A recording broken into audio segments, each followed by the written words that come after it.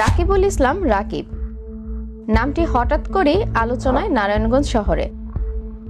Narayanganj city কর্পোরেশনের সামনের নির্বাচনে বিএনপি ও এর সহযোগী সংগঠনের একটি বড় অংশের নেতাকর্মীদের কণ্ঠে এখন রাকিবের নাম। অনুসারীরা বলছেন, বিগত 17 বছর আওয়ামী লীগ সরকারের আমলে বিএনপির নির্যাতিত ও বিপদগ্রস্ত নেতাকর্মীদের কাছে তিনি ছিলেন ভরসাস্থল। এখন প্রতিদান স্বরূপ এসব নেতাকর্মীরা রাকিবকে সামনে আনতে শুরু করেছেন। রাকিবুল ইসলাম রাকিব একজন প্রতিষ্ঠিত সমাজসেবক, ব্যবসায়ী, ক্রীড়া অনুরাগী এবং সর্বোপরি সে পরোপকারী।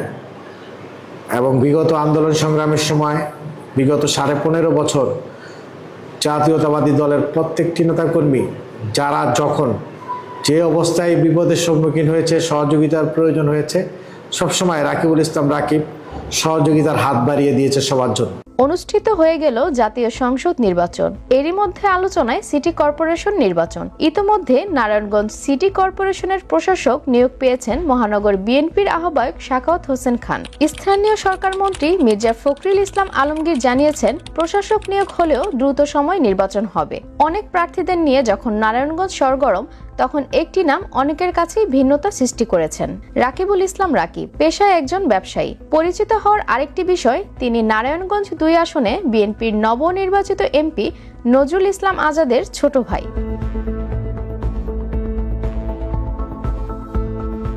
12 ফেব্রুয়ারি অনুষ্ঠিত হওয়া নির্বাচনে তিনি 2500-এর এক অবিচ্ছেদ্য অংশ ছিলেন। আজাদ যতটুকু মাঠ চষে বেরিয়েছেন তার চেয়েও কম যাননি রাকিব। আজাদের মনোনয়ন পাওয়ার পর বিএনপির নেতাদের বাড়ি বাড়ি গিয়ে মাঠে নামানো ছিল বড় চ্যালেঞ্জ।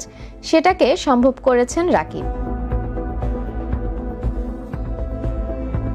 সকাল থেকে মধ্যরাত মাঝে কয়েক ঘন্টার ঘুম দিয়ে ফের নেমেছেন 2500-এর পথে প্রান্তরে। কৃষকদের পাশে গিয়ে খেতে গিয়েছেন, নেতাদের বাড়ি গিয়ে জাগ্রত করেছেন ধানের শীষের জন্য। নিজ দলের একটি বড় অংশ যখন প্রকাশ্য ও গোপনে নানা ষড়যন্ত্রে লিপ্ত ছিল, তখন তাদের পাশ কাটিয়ে মোকাবেলার যে বড় চ্যালেঞ্জ ছিল সেটা করেছিলেন রাকিব।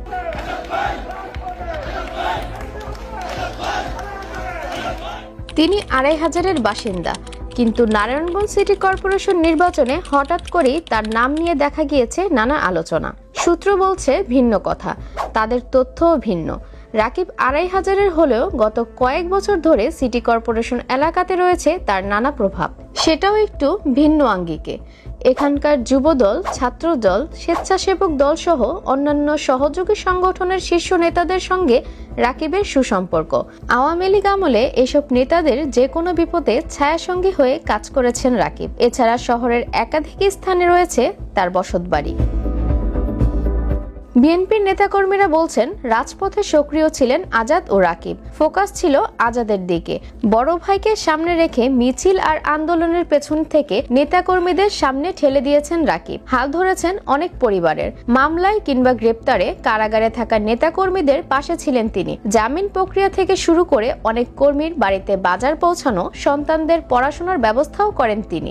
এসব কারণে অন্তরালে ছিলেন বেশ আলোচিত।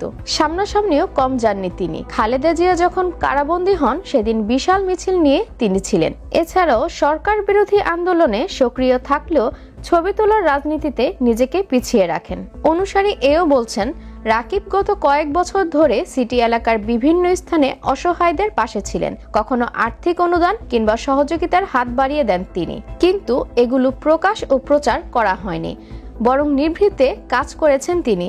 সেসব কারণেই সিটি কর্পোরেশনের এলাকাতে অনুসারীরাও চান রাকিব সামনে আসুক, কারণ 2500-এর মতো একটি জনপদে সংসদ নির্বাচন করার অভিজ্ঞতাও তাকে সবল করেছেন।